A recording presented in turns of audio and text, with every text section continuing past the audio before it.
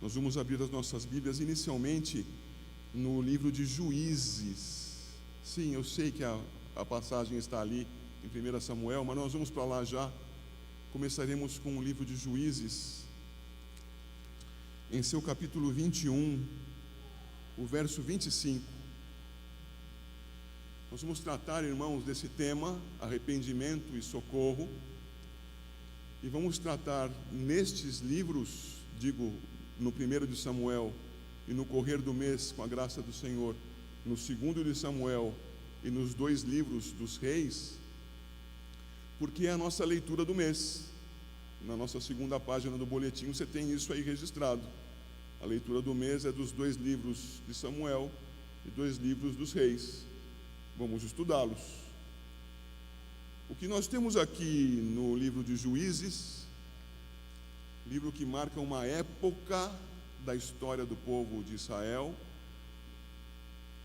no capítulo 21, no verso 25, é o que marcava aquele povo de então.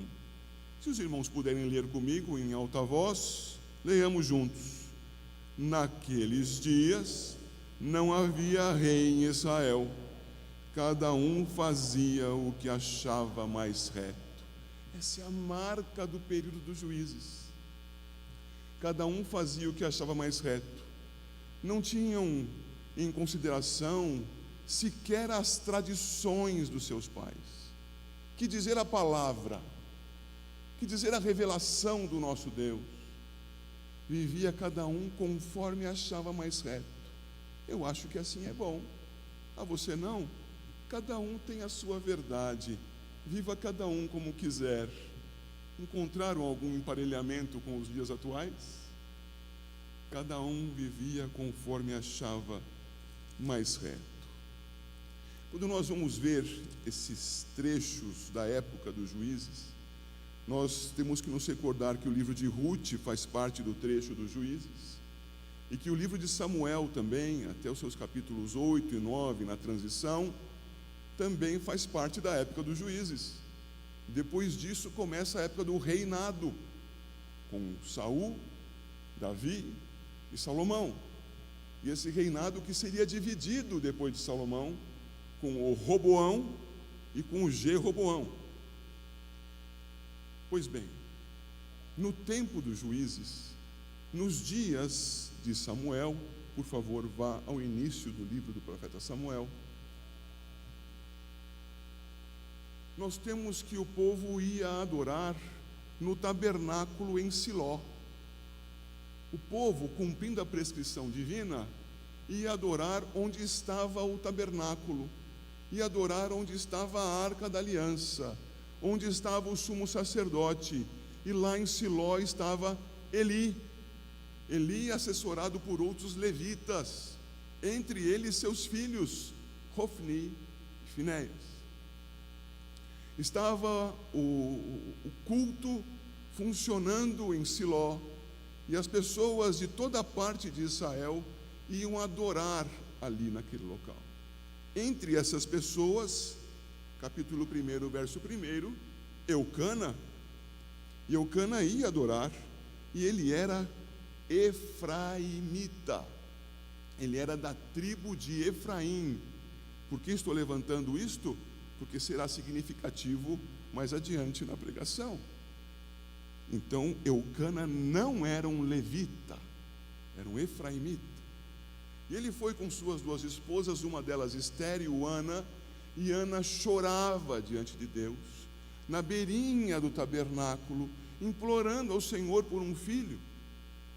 E no seu pedido ao Senhor, encarecido, em lágrimas, ela nem emitia a voz, ela movia os seus lábios, e foi tomada por alcoolizada, quando estava em oração profunda diante do Senhor, concentrada no que dizia: Senhor, tem misericórdia de mim, concede-me um filho, e se o Senhor me conceder o filho, ele será teu, para o teu serviço. O Senhor ouviu a oração de Ana, e conforme, e nós cremos assim, o seu plano eterno usou daquela oração para confirmar aquilo que ele havia planejado: trazer à história de Israel um juiz de origem efraimita, Samuel. Samuel nasce, é desmamado, e Ana conduz o seu filhinho, como havia prometido, ao serviço do Senhor. Leva Samuel para os cuidados de Eli. Eli era um pai, digamos, semi-cuidadoso. É daquele tipo de pai que diz: filho, se você não fizer assim, você vai tomar uma cintada, vou contar até 3. E de repente ele já estava contando 10.101, 10.157, e não fazia nada a respeito da desobediência de seus filhos. Seus filhos sabiam disso, e o Senhor repreende Eli por conta disso. E o fato é que, você pode abrir, por favor, a sua Bíblia no capítulo 3 do livro de 1 Samuel, e vai observar que aquela situação que nós contamos muito para as crianças, o Senhor chamou Samuel. Samuel atendeu em dado momento ao chamado do Senhor: eis-me aqui.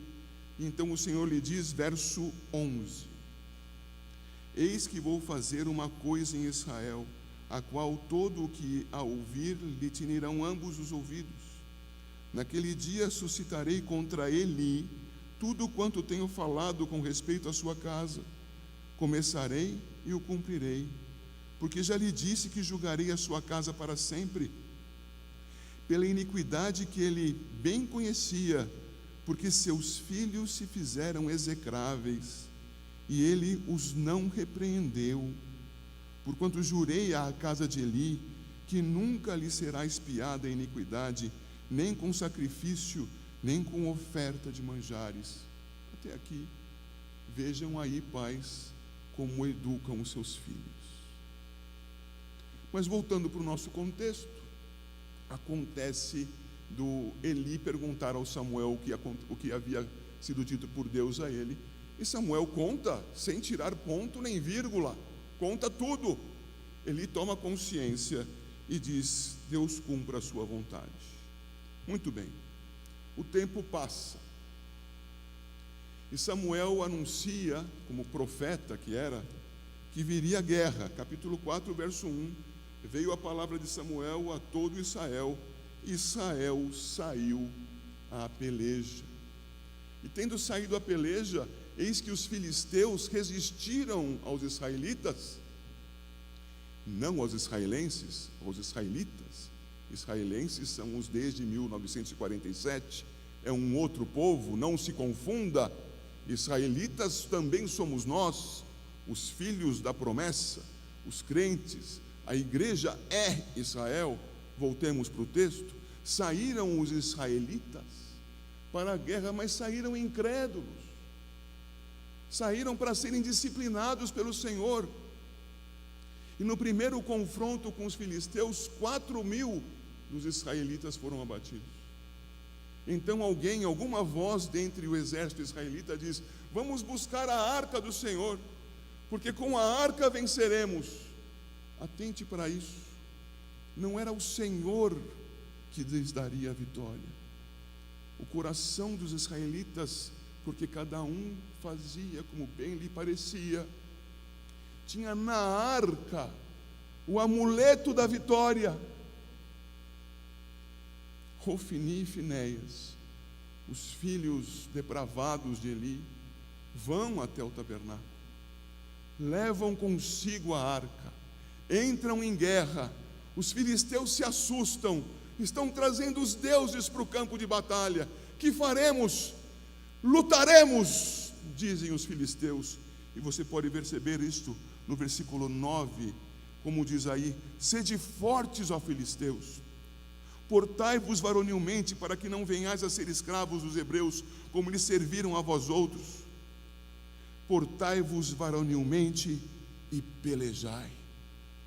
E lutaram contra os israelitas, e os venceram. E se a princípio 4.000 foram mortos, agora 30.000 foram mortos. E a arca foi levada pelo exército inimigo. Com a arca em poder dos filisteus, só o mal, só problemas aconteceram com os filisteus. A princípio, você veja no capítulo 5, aconteceu deles colocarem a arca junto com o seu deus Dagom. Na primeira noite, Dagom caiu, a estátua era grande, caiu e não se quebrou, caiu com a face, diz o texto, em terra. Os idólatras levantaram Dagom e pensaram: puxa, o que aconteceu? Vamos colocar as coisas nos seus lugares. E na noite seguinte cai Dagom, quebra-se a cabeça da estátua e seus braços. Os filisteus dizem: vamos devolver essa arca, vamos devolver, que isso aqui é problema. E há então um processo de devolução. E nesse processo de devolução, que está registrado nos capítulos 5 e 6, a arca acaba chegando novamente aos israelitas.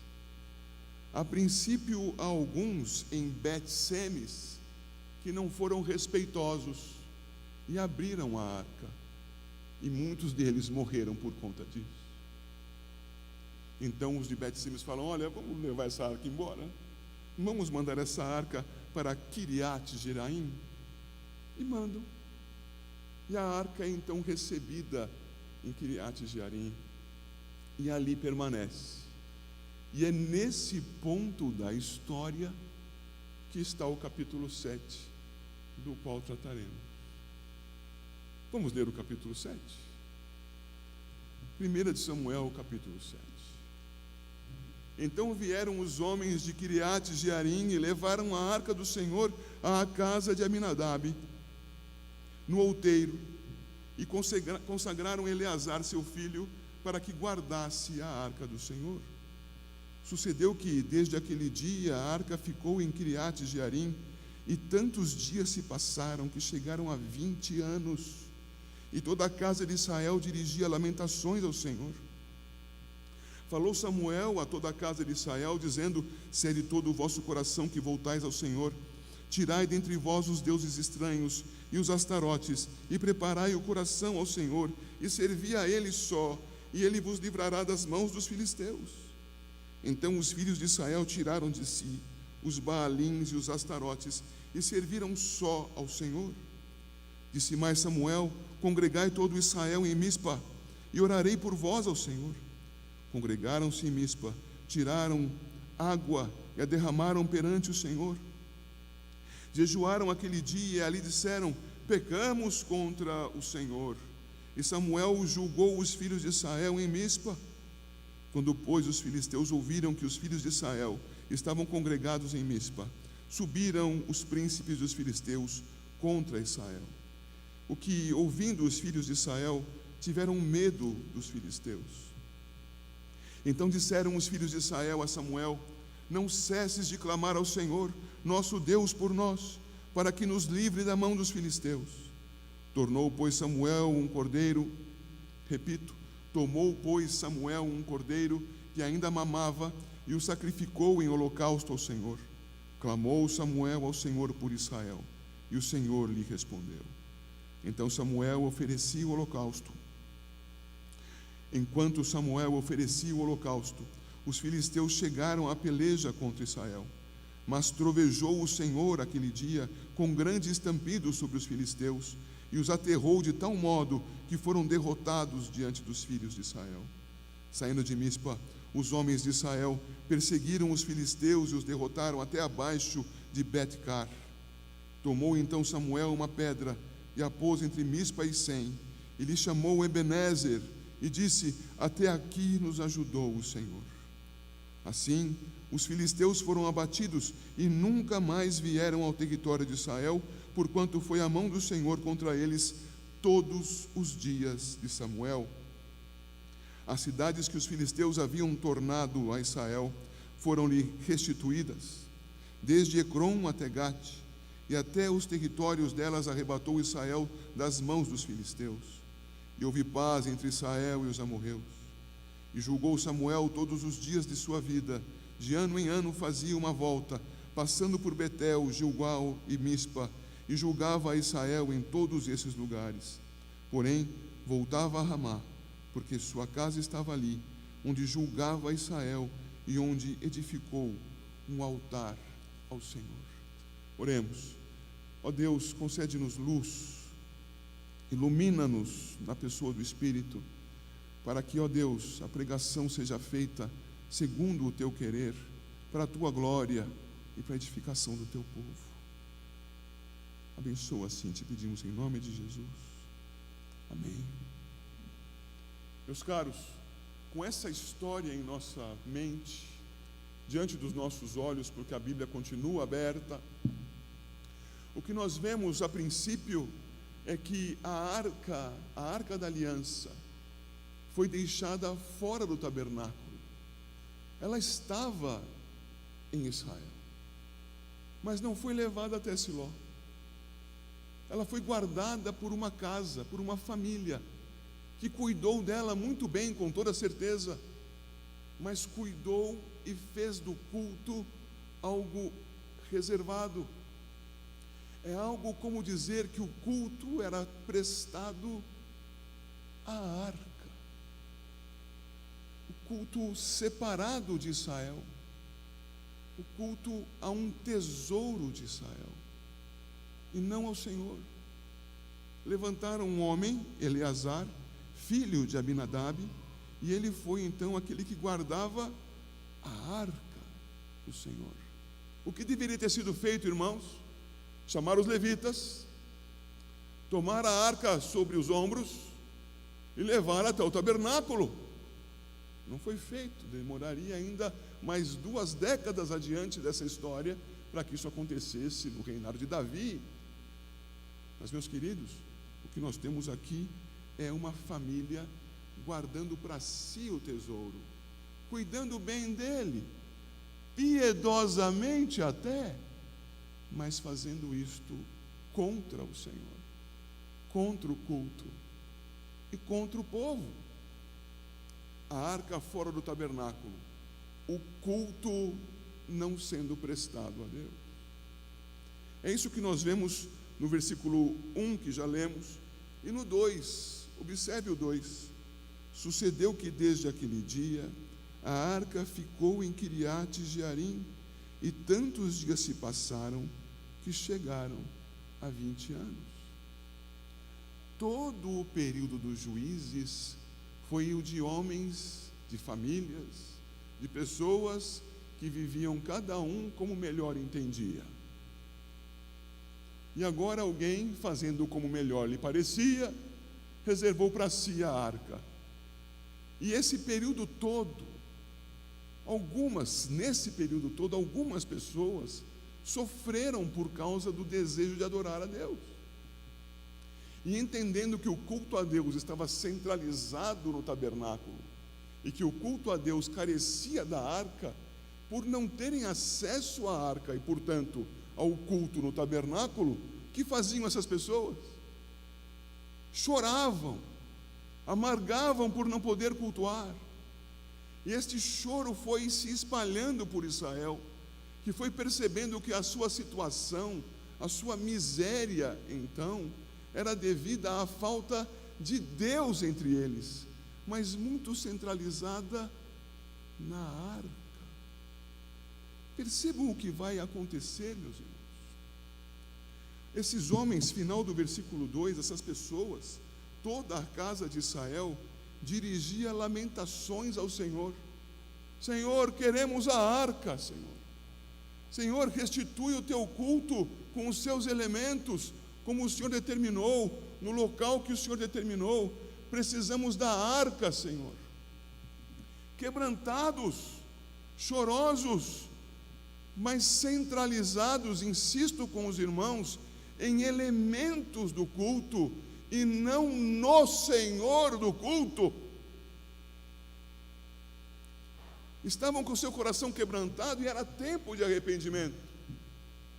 Mas como veremos no versículo 3, carregavam consigo ainda objetos que marcavam a sua dubiedade, a sua vida dobre. Porque como diz o versículo 3, Samuel vai lhes exortar. Aqui, veja o verso 3: se é de todo o vosso coração que voltais ao Senhor, se de fato estão arrependidos em relação ao Senhor, tirai de entre vós os deuses estranhos e os astarotes. Tirem da presença de vocês estas coisas que vocês dizem ser objeto de culto, ao mesmo tempo em que lamentam por não poder cultuar ao Senhor. Tirem da vida de vocês isso que é muito precioso aos seus olhos, para que vocês de fato demonstrem frutos, obras de arrependimento. É de fato a Deus que vocês querem adorar? Ora, se é assim, lancem fora os seus ídolos. E aqui nesse momento, eu me volto para a igreja e pergunto para a igreja: aqui, além de Deus, você adora? O que, além de Deus, tem sido objeto da sua veneração, tem sido retido com você, para que você exalte, separe, considere, ao lado da tua consideração, do teu lamento, até sentido pelo culto a Deus? O quê? Eu não sei. Você examine a sua vida aí. Cabe dizer que, se você está arrependido dos seus pecados, é preciso que você tenha obras que confirmem o teu arrependimento, e que você lance fora os ídolos que provavelmente você carrega. Cada um talvez tenha o seu, mas é preciso fazer o que está dito aqui: tirai dentre vós os deuses estranhos e os astarotes. Mas há mais frutos de arrependimento aí. É dito aqui também no texto: e preparai o coração ao Senhor. Muitos fazem uma estrutura de culto bela, uma armação, um ambiente preparado para que então o nome de Deus seja adorado. Música, bancos nos seus lugares, uma casa segura, uma boa iluminação, um endereço. Tudo isso é tão importante e especial, mas o culto a Deus é prestado aí no seu coração. Prepare o seu coração para o culto a Deus. Somente estar aqui não significa culto. O Senhor então está por Samuel dizendo: prepare o seu coração, que o seu coração seja o altar onde Deus é adorado, que você tenha em seu coração verdadeira contrição, que você esteja aqui num sentido devocional, que eventuais tropeços, que eventuais problemas que aconteçam no correr do serviço de culto não sejam suficientes para você perder a sua atenção naquele a quem você cultua. E você não veio cultuar o púlpito, ou o pastor, ou a música, você veio cultuar a Deus em nome de Jesus. Prepara o coração para o culto. Diz ele então: prepara o coração ao Senhor.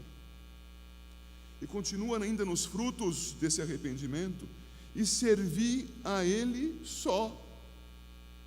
Ora, se é para jogar fora os demais deuses, imagens de falsos deuses, que pode ser o carro, a namorada, o trabalho, o talento pessoal, a riqueza, o sobrenome, enfim, a saúde, a lista pode ser interminável.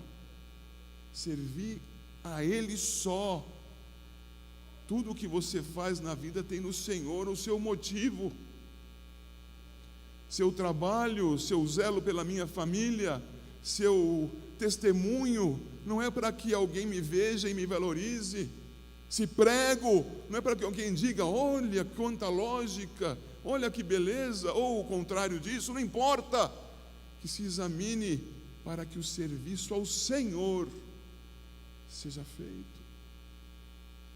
Então, diante desse sinal de arrependimento, verso 2, Israel dirigia lamentações ao Senhor. Samuel vai a eles e diz: se de fato é arrependimento isso, Então, joguem fora os seus ídolos.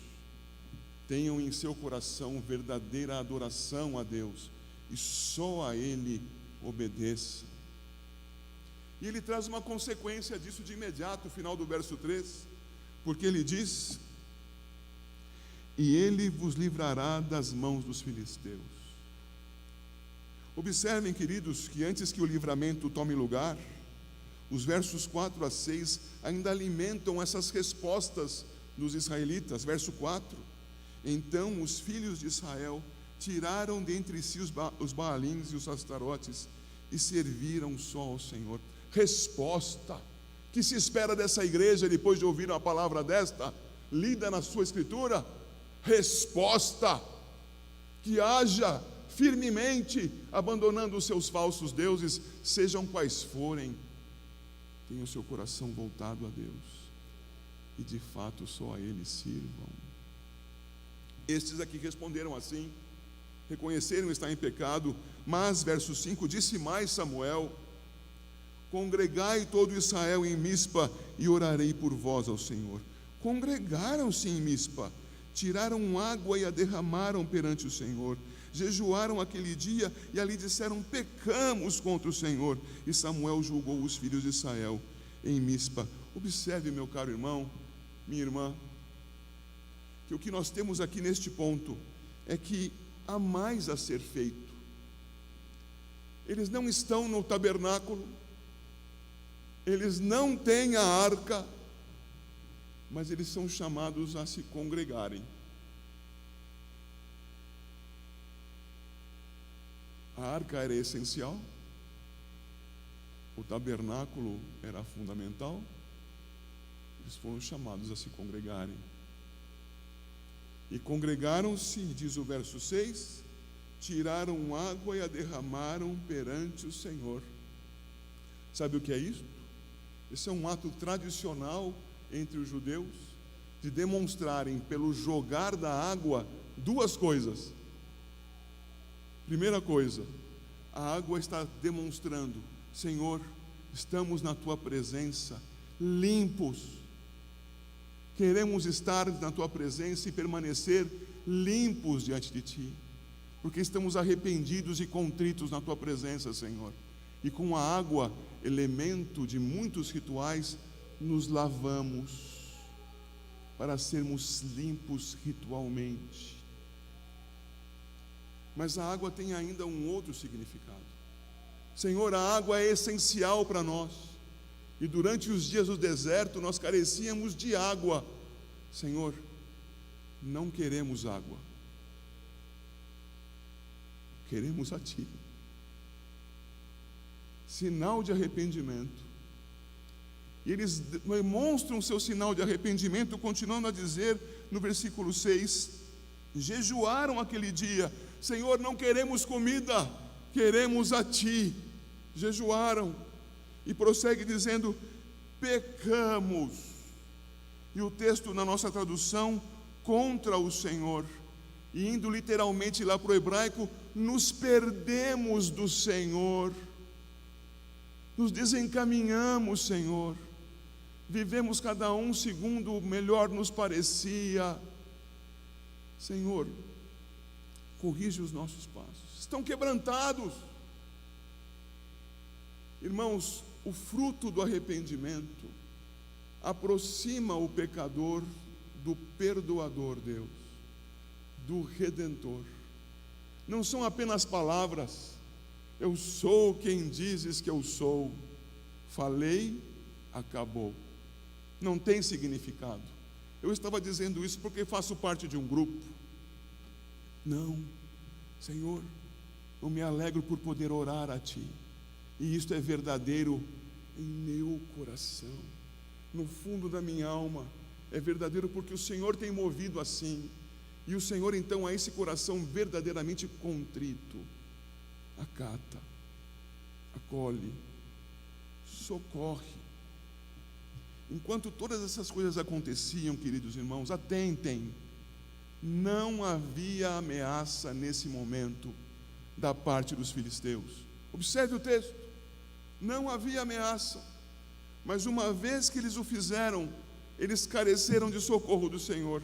Porque, verso 7, quando, pois, os filisteus ouviram que os filhos de Israel estavam congregados em Mispa, subiram os príncipes dos filisteus contra Israel. Por causa do quebrantamento, se reuniram, e em sua reunião, ao redor do Senhor, quebrantados, para adorá-lo, para dizer: Senhor, erramos até aqui, foram atacados. Por causa da sua fidelidade, foram atacados. Ora, não havia sido assim antes, quando eles estavam na sua infidelidade? Lembram-se do que contei agora há pouco? Samuel anunciou guerra com os filisteus, capítulo 4. E eles foram para a guerra e morreram 4.000 homens. E nesse passo resolveram levar a arca e perderam mais 30.000 homens e a arca. Pois bem, agora nova guerra aparece. Estavam em paz, 20 anos sem combate, e agora quebrantados, vem a guerra. E agora, irmãos? Não são situações diferentes? Num caso eles não estavam em pecado e veio a guerra, e agora? Agora estão arrependidos, crendo no Senhor, cultuando ao Senhor, mesmo sem tabernáculo, mesmo sem arca, crendo no Senhor, e vem guerra. Há diferença? É a diferença que há entre o juízo sobre aqueles pecadores que morreram no primeiro combate, quando a arca foi perdida, e a prova da fidelidade que estava começando a acontecer, para ver se aqueles homens de fato eram quebrantados e arrependidos diante do Senhor. Então, final do versículo 7, o que ouvindo os filhos de Israel tiveram medo dos filisteus, o texto segue: então disseram os filhos de Israel a Samuel: não cesses de clamar ao Senhor, nosso Deus, por nós, para que nos livre da mão dos filisteus. Perceba, querido irmão, querida irmã, nenhum deles aqui agora pensou: onde está Samuel, a arca? Samuel, vá lá na casa de Abinadab, fale com Eleazar para trazer a arca, para que nós possamos resistir. Não, a confiança não estava na arca. Agora, quebrantados, arrependidos, agindo com frutos de arrependimento, eles queriam o socorro do Senhor. Não importava a arca. Não aparecerá mais a arca nesse texto. É o Senhor que importa, e é dele que nós precisamos. Clama, ora ao Senhor, Samuel, versículo 8. E no 9 acontece algo extraordinário. Tomou, pois, Samuel um cordeiro que ainda mamava, e o sacrificou em holocausto ao Senhor. Clamou Samuel ao Senhor por Israel, e o Senhor lhe respondeu. Irmão, quem oferecia sacrifício no Antigo Testamento? Levitas. Mas conversamos sobre isso no primeiro capítulo de Samuel, logo no versículo 1. O que era? De onde era Samuel? Ele era um efraimita e está levantando holocausto.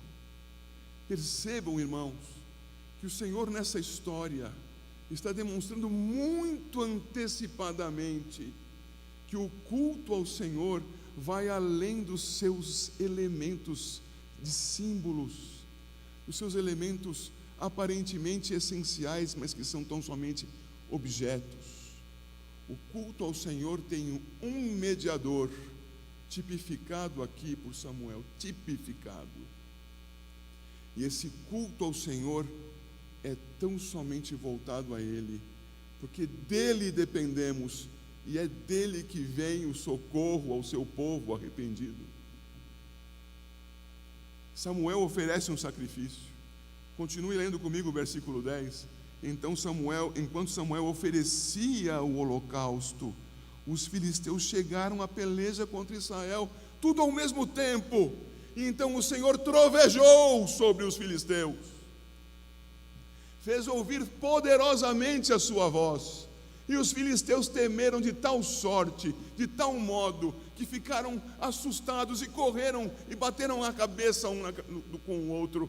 E o resultado disso foi que os israelitas tiveram condição de vencê-los e sem dificuldade. E o texto nesse trecho termina dizendo no versículo 11: saindo de Mispa, os homens de Israel perseguiram os filisteus e os derrotaram até abaixo de Bet-car. Foram longe expulsando filisteus. O que é isto? A resposta do Senhor ao seu povo que, em quebrantamento, reconhecendo os seus pecados, passa a voltar-se não para objetos, não para símbolos, não para sombras, como a Epístola aos Hebreus nos mostra serem todos os elementos de culto do Antigo Testamento, mas voltam-se para Deus. Trago mais uma vez para vocês a pergunta: a quem vocês adoram? A quem vocês buscam? De quem depende a vossa fé? Em que está fundada a sua esperança?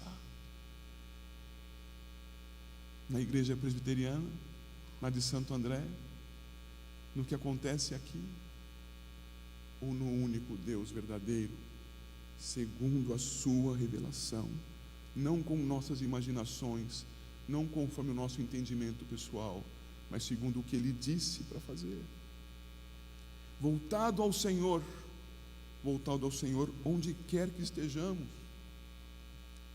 E o texto prossegue e vai nos mostrar que o Senhor não apenas socorre os contritos, mas o Senhor faz uma marca não para ser cultuada, mas para fazer lembrar que o culto é ao Senhor. Quando nós lemos há pouco o Salmo 62, por 2 vezes o salmista disse que o Senhor é a minha rocha, o Senhor é o meu sustento, é nele que eu confio. E aqui está agora então Samuel levantando uma rocha, dando nome para o lugar com o nome da rocha. E nós costumamos dizer de maneira errônea Ebenezer, porque Ebenezer quer dizer, segundo o jargão eclesiástico, até aqui nos ajudou o Senhor. Mas não é isso que quer dizer Ebenezer. Ebenezer quer dizer rocha de socorro. O Senhor, a nossa rocha, é quem nos sustenta, é quem nos socorre, é quem nos ampara no dia a dia, é dele que dependemos, nele estamos plantados.